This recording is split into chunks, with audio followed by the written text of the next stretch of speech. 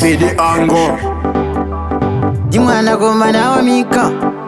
Chinzo mwe wachishamsika Panike musango Jirutsumana Sinonziye mumwe airambiri sadza Kochiko kwavari chanda chadza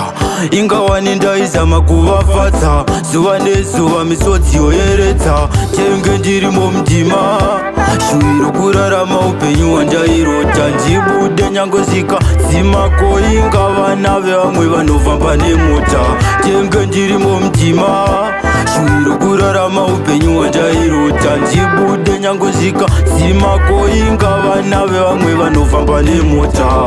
Zvinonzi sango rega rega rine vatungi Asi pavatungi pane vamwe vanungi Vamwe vanotonzeswa ngoro sematungi Kuraramira mumazino avo vavengi Asi mhuri yangu ndoiriritira Ndosaka muchiona ndichidikitira Ndichishanda ndichimiramira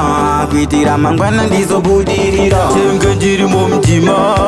Shuwiro kurarama upenyu wandairota Njibude nyangozika zimako Ingavana vevamwe vanovamba nemota Chenge ndirimo mdima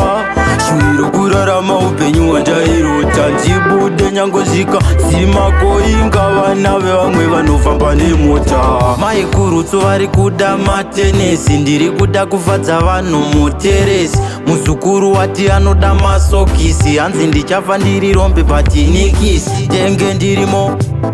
kunyangwe zvonzi umasemo Matsaga kuvhuna nedemo Makapinda vamwe ndichapinda imomo Ndirutsumana Chenge ndirimo mdima Shuwiro kurarama upenyu wandairota Njibude nyangozika zimako Ingavana vevamwe vanovamba nemota Chenge ndirimo mdima Shuwiro kurarama upenyu wandairota Njibude nyangozika zimako Ingavana vevamwe vanovamba nemota Komborera pandongwafa murima gore richipera ndoda kufamba nebhima chacha ndokusaka ndati ndirimo mndima ndichifamba mundivhenekera rima Ndangoti muna mato ndaisa kunaishe tenzi Richipera ndoda kufamba nebenzi Kunyangwe vamwe vachinditi ndiri benzi Vandinotemba chete ndiishe tenzi Chenge ndirimo mdima Shuwiro kurarama upenyu wandairota Njibude nyangozika zimako Ingavana vevamwe vanovamba nemota Chenge ndirimo mdima Shuwiro kurarama upenyu wandairota Njibude nyangozika zimako Ingavana vevamwe vanovamba nemota